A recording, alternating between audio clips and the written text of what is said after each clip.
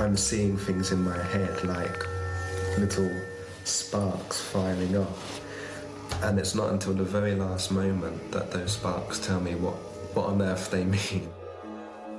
I've never encountered anyone like this. He absolutely blew my mind. To scientists, this man is a gold mine, a once-in-a-lifetime opportunity. This could be the linchpin that spawns off a new field of research. Why are they all so excited? Genius. It's not human.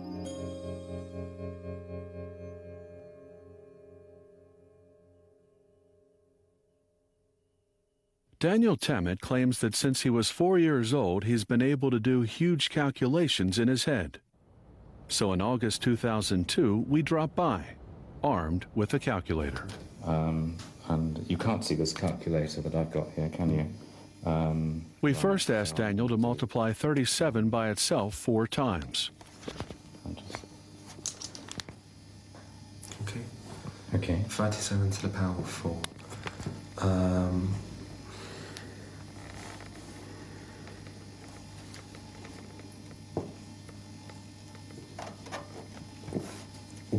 One million. Yeah. 874,161. Amazing. Just to make sure that people say, well, perhaps you just know a few of these off by heart. Okay. Let me just choose another one. Next, we asked him to divide 13 by 97. 97.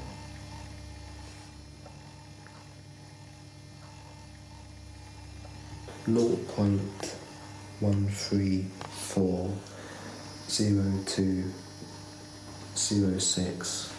That's as far as my calculator goes. Okay. Brilliant. 185 567. You're carrying on. I'm carrying on. Do you want me to stop or? How many points can you do it to? 100. Nearly 100. At this point, we borrowed a computer that gave us the answer to 32 decimal places.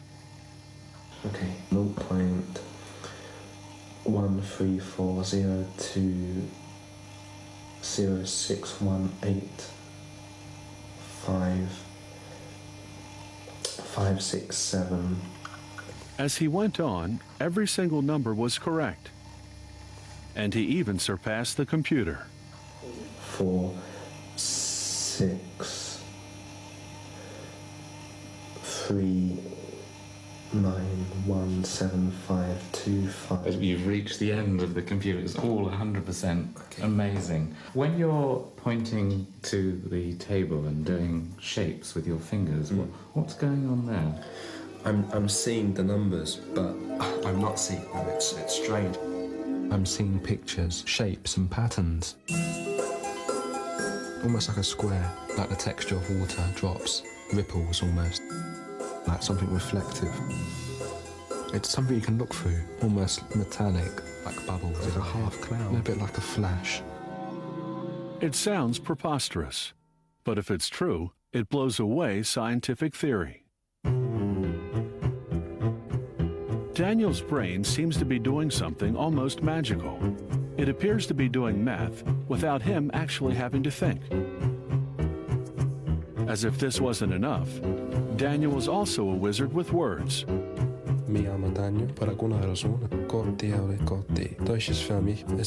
He knows 9 languages and says he could learn to speak a new one in just a week.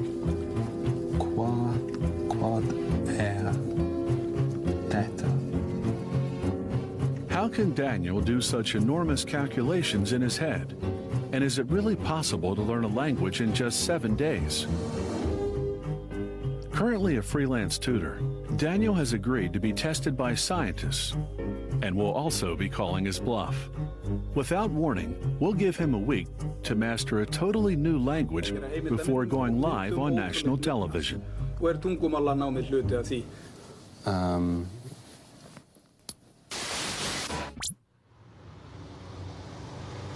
But our journey begins in Oxford.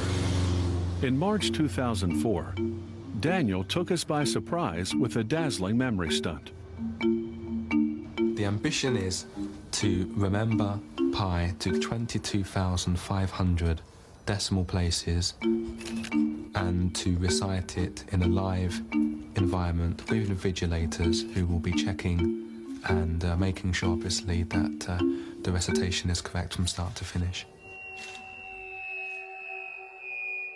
Pi is the circumference of a circle, divided by its diameter. It's a number with no pattern that seems to be infinite. Daniel reckoned he could reel off the first 22,500 decimal places without a mistake.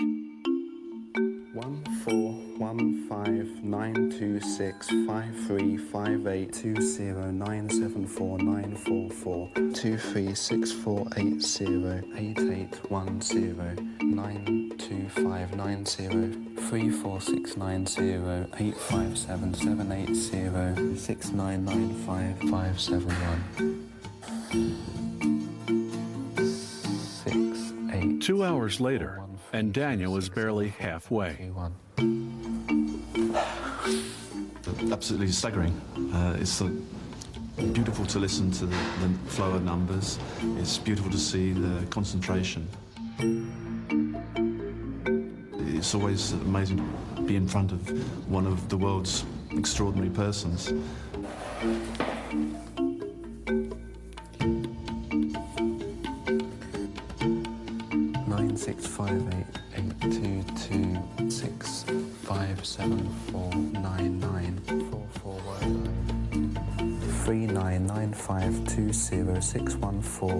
It's almost religious. Quiet recitation of numbers. It's mesmerizing. 567091105172102874874819990. After 5 hours and 9 minutes, Daniel is nearing the finish line. His recall has been flawless. 3587. Finished. Yeah.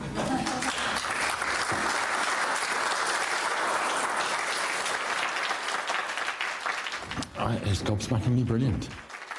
Brilliant, yes. But does this mean that Daniel could also have learned by heart thousands of different calculations? Or does he, as he claims, have some strange power to see the answers in his head? One of 9 children brought up in East London, Daniel claims that he's been able to do massive calculations since he was only 4. I had quite a severe seizure as a very small child. A series of seizures and a diagnosis of epilepsy was made. His childhood fits seem to have changed something in his brain. It's really from that time that I started to see pictures in my mind, images started to form. Intuitively, Daniel also began to perceive the patterns within numbers. Cases like this are extremely rare, yet there are others who have also suffered injury to the brain, only to emerge with a startling and often similar kind of talent. Orlando Serrell was just 10 when he received his fateful blow. Me and a couple friends playing baseball. I was a batter. When I ran to first base, they got through the ball, and the ball hit me on my left side of the head. It was a hard hit, right up in this area, right up in there. And I just laid on the ground.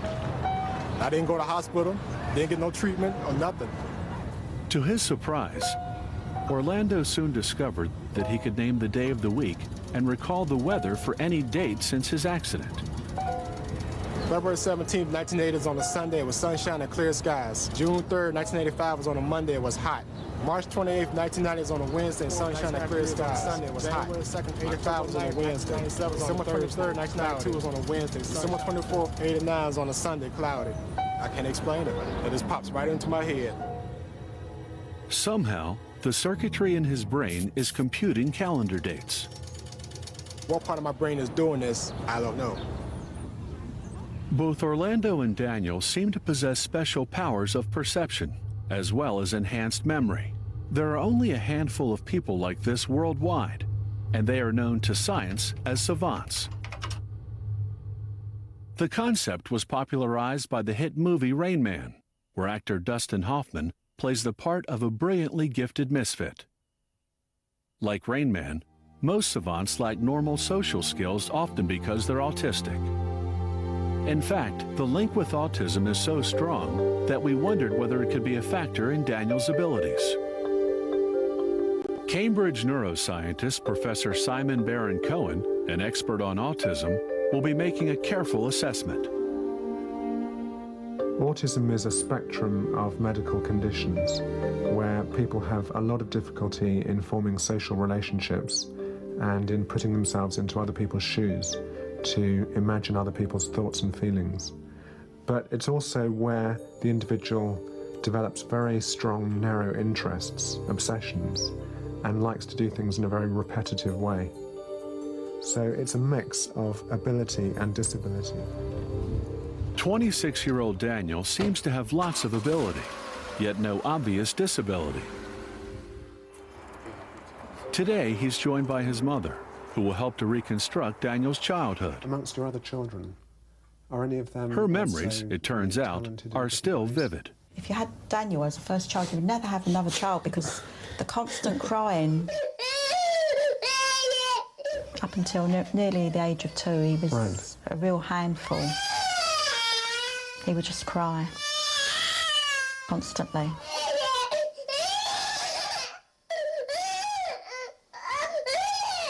We took to even swinging him in a blanket. His dad would be at one end of the blanket, I would have the other, and we resorted to that out of desperation. Did he like that? Yes, that soothed him. Did he like the sort of repetitive movement? Yes, that soothed him. The repetition seemed to soothe him, and that's again a very sort of classic autistic characteristic. I mean, if you think back to the days when he was at primary school, were the teachers at all concerned about him, or did they talk about him as if he was different in some way? You know, what would happen during break time? I think I would count stones. I remember counting stones. And also there was a... Is it called hopscotch? Yeah. So I would count the numbers on the hopscotch. This was what interested me, and so this is what I would do, and nothing else mattered. I'd walk around the trees and look at the leaves, look at the patterns on the leaves and the bark. It seems to have the complexity within its shapes and textures that reminds me of numbers. Right. Numbers, for me, have always been almost like the most real thing for me.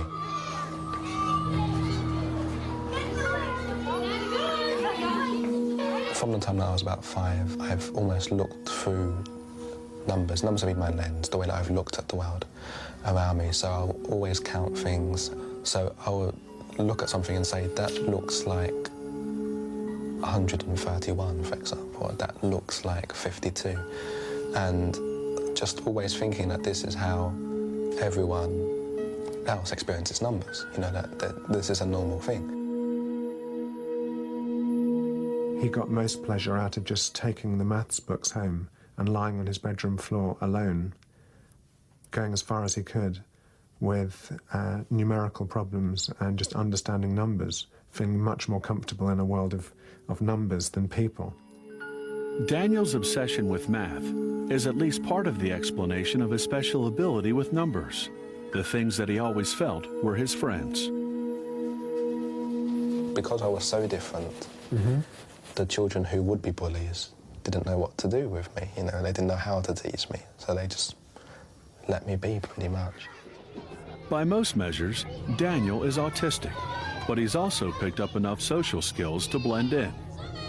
The one criterion that really is missing to warrant a diagnosis is that his symptoms are not really interfering currently with his life.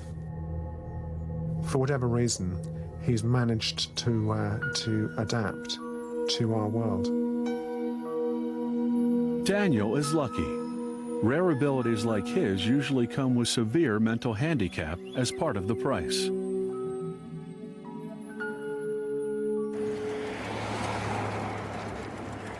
Dane Bettino is a savant too, but very different from Daniel. For one thing, his gift is not for math. We knew by 2.5 that Dane wasn't talking, but instead he was just expressing himself through art. He was drawing night and day. Since he was a toddler, Dane has been able to draw with extraordinary precision. But there's always been a flip side to his talent.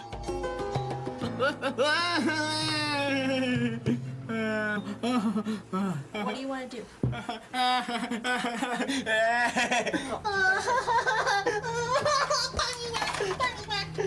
Dane's language and social skills remain childlike, even as his art becomes richer. He really pays attention to the little minute details, but he would put the emotion in.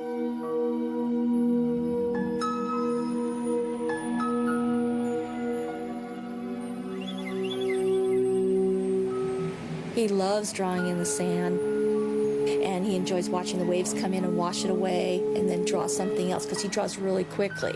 So he likes to see things change so that he can draw something new.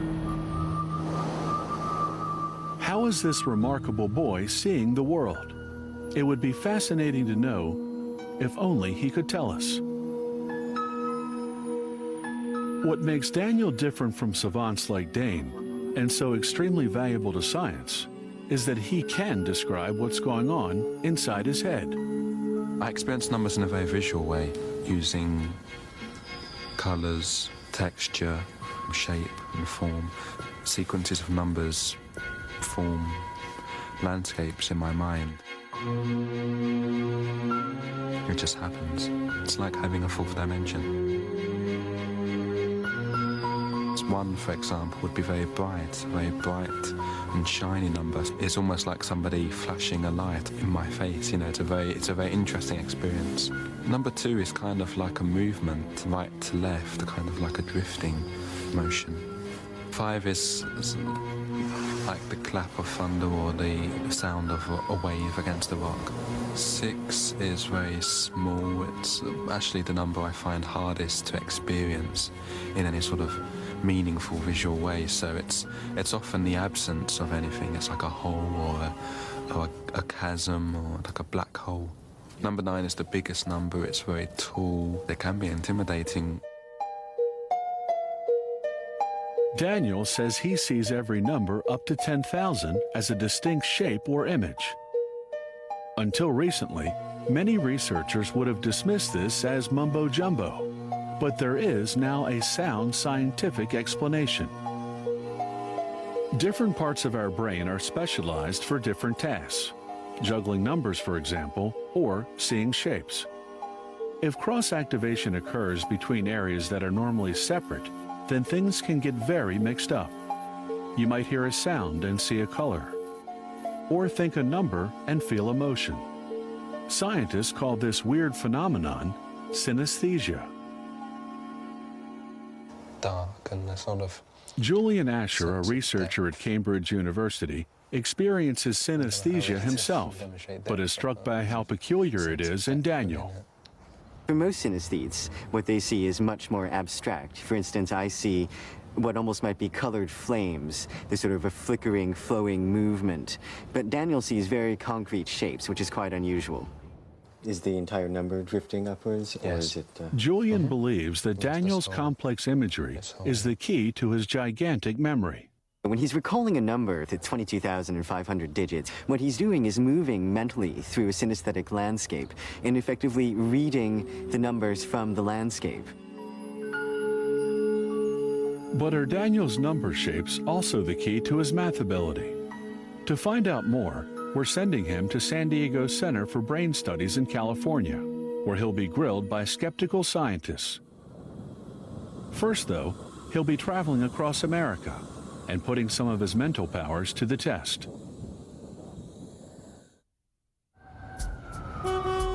Daniel is in New York, but not as we know it. For someone who reads numbers into everything, the city is giving him a strange vibe. being in New York with all these huge skyscrapers. It's intimidating for me, and all the time I had this sensation that I'm being surrounded by nines. The number 9 is all around me. It can be a very nerve-wracking experience.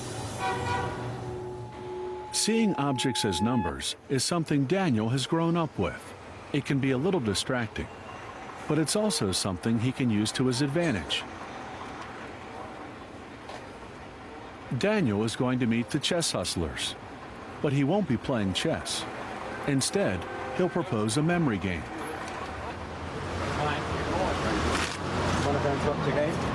I'm Daniel. He wants 5 minutes to memorize a board with 26 randomly placed pieces, and he's offering $10 for every mistake he makes. It's an offer they can't refuse. I was first having to imagine that it wasn't a chessboard but a sequence of numbers, and then I was experiencing the numbers as imagery.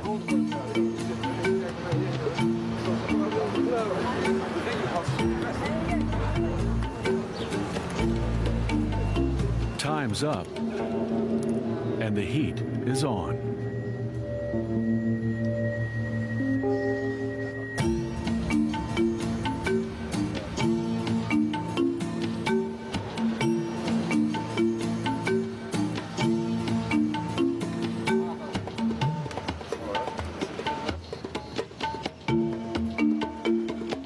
Okay, as good as I can do. C6, D5. They scrutinize Daniel's positions, trying to find fault. H6. That's right. I pretty much got it spot on. I think there was one piece I didn't put on the board. That's pretty good for being a non-chess player. And now for the hustle. Do you mind if we take the pieces off and test one of you two guys? Because you're pretty good chess players. Well, like I said, I'm pretty impressed with you. I don't know if I can top you. With one of you, maybe my friend would like to do it, but I don't know if I can. Honestly, I don't know. We can give you as much. We can give you an extra few minutes if you really want to study it. And... Okay. Okay. Yeah, it's fast.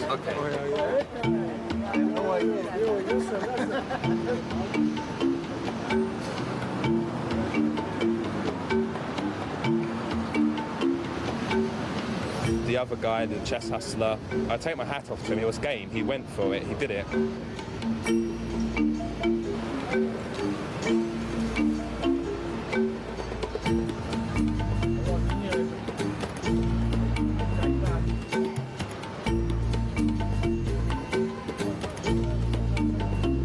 I was actually impressed, personally speaking. He did better than I thought he would do. F5. I think he made 9 mistakes. H4, H6. For me, that's amazing. All the pieces that you remembered in the right order. If he's not experiencing the pieces in any distinctive way, and yet he's able to do that, it shows that raw memory is really good. If you're talking memory, though, there's one man who's in a league of his own. He's the world's most famous savant, and Daniel's next stop en route to California.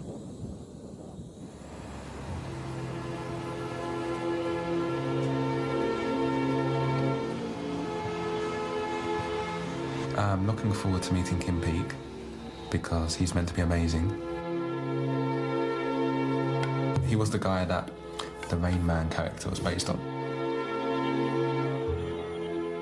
This is really exciting for me because it's my first time meeting someone else with whom I have this bond. Daniel makes his way to Salt Lake City's public library, where Kim and his father are waiting for him.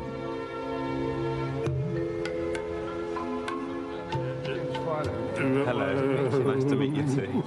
Let's walk down in here. We can have this whole area. They head off to a quiet corner where Daniel can find out more about Kim's stupendous memory. The time they moved in there. With total photographic memory, he remembers everything he's ever read. He can tell you every city in the United States, its highways and its area codes and its zip codes and its television stations and its counties and when it was made a state. The history of any country, all the rulers and when they served, presidents of this country, when they were born, their wives, their families, all of NASA's accomplishments, when they went up, when they came down, what they're doing. He can talk to you about the Bible. He can quote scriptures. He can tell you anything about it you want to ask him about. It seems like everything he reads, he maintains. At 9 months, the neuropsychiatrist said he's severely mentally retarded. He will never be able to learn. You should put him in an institution, forget about him. But Kim was reading encyclopedias by age 4 and had finished the high school curriculum by 14. Goodbye, old pain. I'm a leaving Cheyenne. You know that? How fast can he read?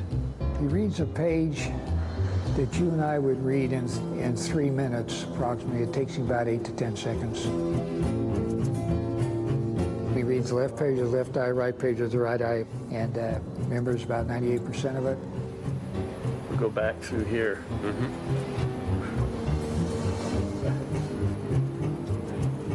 Kim, my birth date is January 31st, 1979. It was a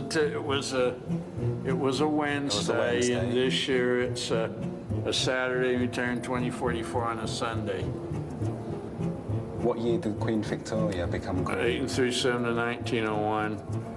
Kim, if Winston Churchill was alive today, how old would he be? 130.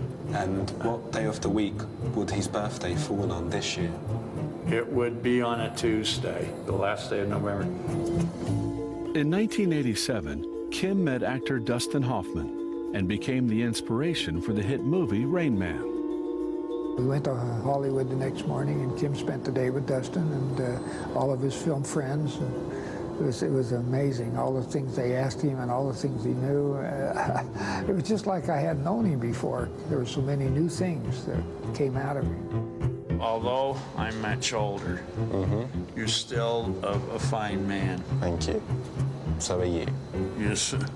He says you don't have to be handicapped to be different, because everybody's different.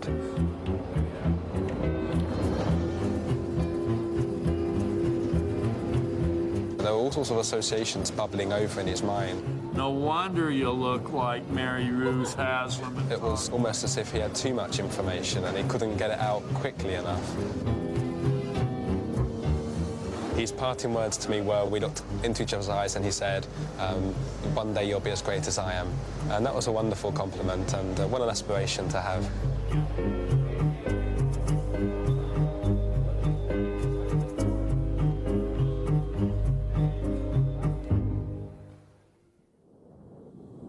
Before he encounters the scientists, Daniel is making one last stop.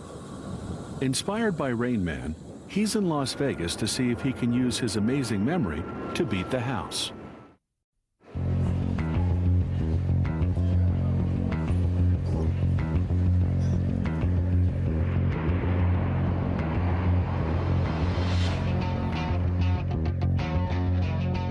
For someone who hates crowds and flashing lights, it's an unsettling kind of place. I haven't actually been in a casino before. I play cards with friends sometimes. They don't like playing with me. In blackjack, the dealer has the advantage. And even for a card counter, it still comes down to chance. It was actually really hard to concentrate because the bright lights, the noise, the atmosphere, a strange mixture of tension and excitement, all in one. Daniel is playing 2 rounds with 8 decks each. That's over 400 cards to keep track of at once. Round 1 is a disaster. Daniel's chips are disappearing fast, and memory alone just isn't giving him an edge. Eventually, he changes strategy and follows his instincts. At the end, I was just relying on intuition, the imagery as it flowed into my mind. At the most unpromising moment, Daniel decides to gamble. The house had a 10, which is a regal card, and I was given 2 sevens, and that's not a good hand, and it's particularly not a good hand against a 10. What I decided to do was split the sevens, an unusual move, statistically speaking not the best move, but something in my head was telling me to do that anyway because of the imagery that I was experiencing, and so I split the sevens, doubled my bet, was given a third card, and it also turned out to be a 7. And at this stage I wasn't really sure of the rules of the game because this is the first time I've played blackjack in a casino, so I asked, can I split those two? And she's surprised, but she says, sure, if you want to. So she splits those, and so I now have 3 hands at one time against a 10. And the people behind me are tutting, and they're saying, what is he doing? You know, he's playing 3 hands against a 10. He's splitting 7s against a 10. He's crazy. And then she draws the remaining cards for each 7. He hits 21 on his first hand. And again on his second. 21. That's 2 out of 2. Who'd bet against a hat trick now?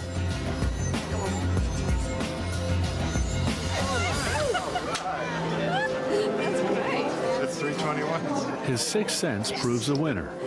And in one fell swoop, Daniel squares his losses. Did you get that? Good one. I don't care if I lose now. That was fantastic. But Daniel needs to stay sharp as he heads for California, and the showdown that really counts. At San Diego's Center for Brain Studies, he's about to face a series of tests. Does he really have some kind of 6th sense, an ability with numbers that goes beyond just memory? Neuroscientist Professor Ramachandran and his team are intrigued by the idea, but have their doubts. When Rama first came to me and said, hey, we've got this math savant that's coming here, and he can do 4x4 multiplication, and he can recognize primes, and he can do division out to so many decimal places, I thought, yeah, he's probably faking it, or he's got it memorized. You know, there's all sorts of techniques, and I'm very much a big skeptic of this. With the pleasantries over, the testing can begin. 27 to the power of 6. Oh, can you do it to the power of 7? Yes, okay. 1, 0, 4, 6, 0, 3, 5, 3, 2, 0, 3. Excellent. Better than the calculator. I need to see whether or not that 03 is correct, but, you know, I have a feeling it would be. 31 to the power of 6.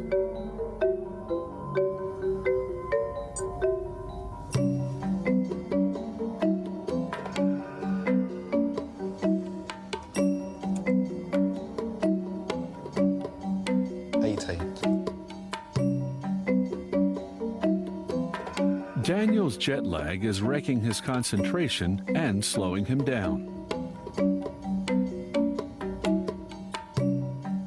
7, 5, 0, 3, 6, 8, 1. Spectacular.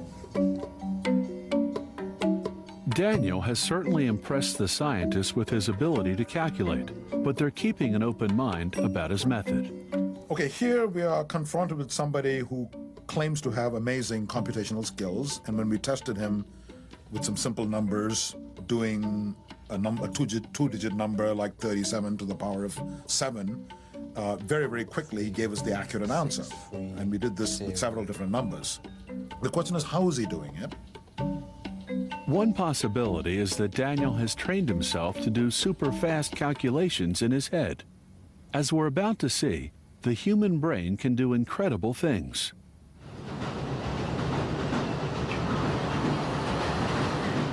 Believe it or not, an extraordinary math ability like Daniel's is something that ordinary people can learn.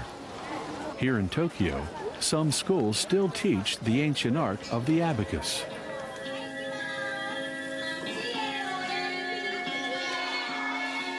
Children start learning the basic skills at age 4 and practice every day.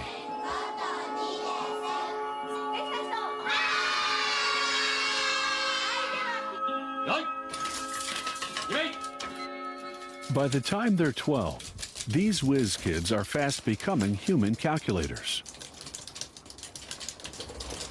These lessons are not for the faint-hearted. Well, I'm sometimes very strict, so some child cries, perhaps, or sometimes I hit them. But they keep coming here. I hope they are happy. But when they are training, they never have a smile on their faces. Nevertheless, 8 years of intense practice can produce jaw-dropping results. 12-year-old Kota Kazuka is top of the class. I practice 2 hours on weekdays and 10 hours on the weekend. I want to become the national champion. Along with the other high flyers, he can now do huge calculations with a purely imaginary abacus, manipulating nothing but thin air.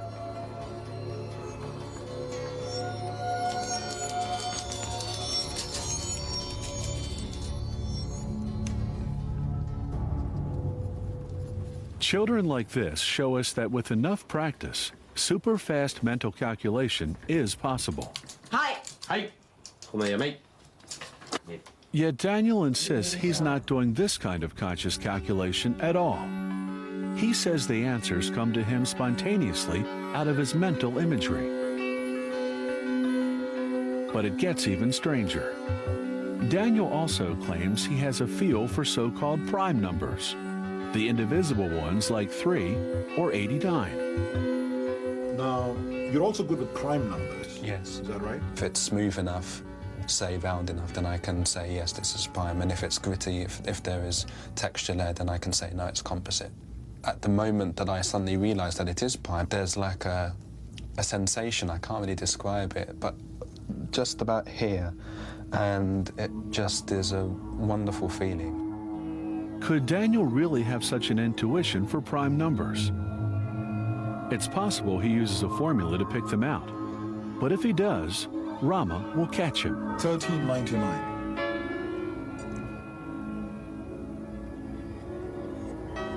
Yes, that's right. 4587.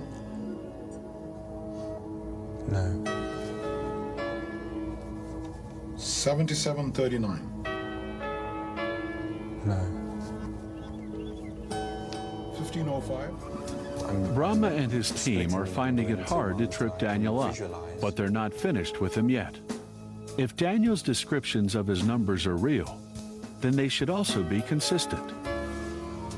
Rama asks Daniel to model some of his numbers with Play-Doh, but doesn't tell him that he'll be retested the next day. It's hard to imagine him having memorized shapes. The question is, are they the same shape? So we can actually compare that now. That's 242. Now let's see his 242 today. Overall, there's a remarkable similarity. That's very interesting. Let's take 58. Again, same story, very similar, same color, same shape, but not exactly the same. 810 from today, 810 from yesterday. And again, it's a very precise shape. So the general impression is he seems to be producing the same shapes consistently. Daniel has cruised the consistency test. But we still had one last test for Daniel. Daniel's now flying to Iceland for his ultimate challenge. We've given him a week to learn a totally new language from scratch, and then go live on national television. Even the locals say that Icelandic is confusing and unpronounceable. The difficult bit is the grammar, I would say. But we have funny sounds where you have nowhere in the mouth like nerra. You do like a sound like this. With the clock ticking, Daniel badly needs some lessons. But his teacher doesn't seem hopeful. There is a myth that it's impossible to learn Icelandic. So the foreigners that I get to teach, they have this feeling. It's like you would say impossible. Impossible for a human to learn this in a week. Just omögulegt. That's the Icelandic word for impossible. In a colloquial speak, if a native speaker speaks... Daniel's brain power may have met its limits. First, when you get into a new language, it's like a buzz. That's what you hear. You don't hear words, you just hear blah, blah, blah, blah, blah. And for the ear, it takes time to adjust and tune in and trying to find the sounds. It's one thing to learn the language, to speak it, to be able to produce it, to actually, you know, talk with somebody. Comprehension, actually listening to the language and understanding it, that's something else, because it takes time for the ear to actually get used to the totally different sounds. Góðan daginn. Hver dagsins? With the day to go before Daniel's live talk show, his teacher's early doubts are turning to amazement. He was like a vacuum cleaner. I can see he was sucking up the words, and he was just putting it in his brain. Little by little, hour by hour, I'm just beginning to tune in and hear more and more of the language and understand more and more of it.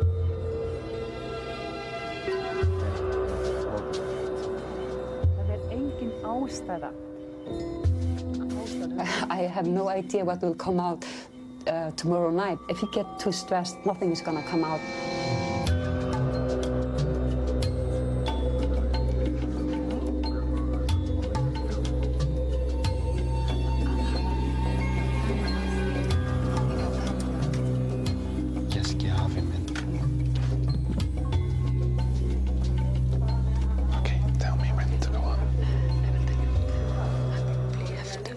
Myndum ótrúlegt minni hans og tungumálanámið hluti af því. Við ætlum að reyna að tala við Daniel Tammet á íslensku næstu mínúturnar. Velkomin. Velkomin. Hvernig hefur gengið að læra? Mjög vel, takk. Íslensk fyrir mig svo falleg og já, erfitt að læra á 7 dögum. Þegar ég sé Íslendinga tala á íslensku svo auðvelt eins og anda og ég með íslensku astma. En þetta ekki bara plat? How well has Daniel managed to speak Icelandic after just a week of learning the language from scratch? Íslendingur tala ekki málfræði. Astonishingly, it looks like Daniel has pulled it off. Mjög gott að tala íslensku með Íslendinga. I was amazed. He was responding to our questions. He did understand them very well, and I thought that his grammar was very good. Mig langar að segja svo meira. We are very proud of our language, and that someone is able to speak it after only 1 week. That's just great. Okay, frábær. Takk fyrir. This is frábær. So Daniel is definitely unique. I would say him as a genius. And for me, I will never ever get in touch with a person or a student as gifted as he is, because it's almost beyond. It's not human.